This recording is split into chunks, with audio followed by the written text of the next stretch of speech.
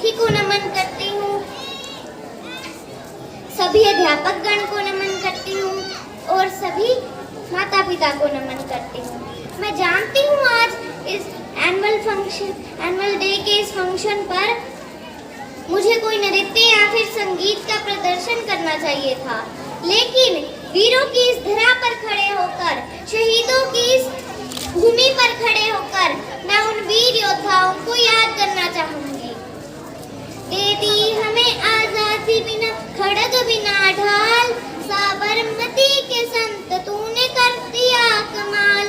मैं जब भी ये पंक्ति सुनती हूँ तभी सुभद्रा कुमारी चौहान मेरे सामने से गुनगुनाते हुए गुजर जाती है कि चमक उठी सन 57 में, वो तलवार पुरानी थी, बुंदेले हर बोलो के मुंह, हमने सुनी कहानी थी, खूब लड़ी मर्दानी वो तो झांसी वाली रानी थी। आप भी सोचते होंगे कि शांत सी रहने वाली लड़की इतनी क्रांतिकारी बातें कैसे कर लेती है, तो इसका एक कारण है। इस शांत सी लड़की ने एक गरजपंथी की कोख से जन्म लिया है और इसकी रगों में एक नरमपंथी का खून बहता है। इसका एक कारण और भी है, इसने उस धरा पर जन्म लिया है जहां भगत सिंह, उधम सिंह, सुखदेव और करतार सिंह सराबा जैसे शहीद हुए हैं।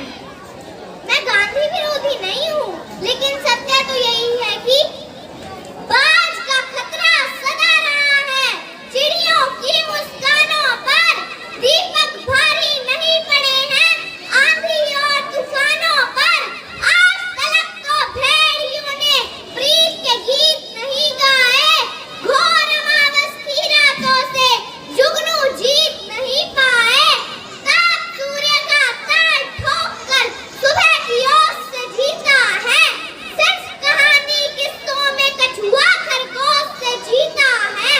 अरे बिन परवास के चिड़िया पर तनिक नहीं इतराती है, हाथ जोड़कर मधुमक्खी भी छत्ता नहीं बचाती है, और अंबर की नपाही जैसे पंखों से की जाती है, शहद के छत्ते की रक्षा भी डंकों से की जाती है। और पुस्तकें हमें पढ़ाती हैं कि 14 अगस्त मध्य रात्रि 2 दस्तावेजों पर हस्ताक्षर हुए और आजादी हमारी झोली में आ गई।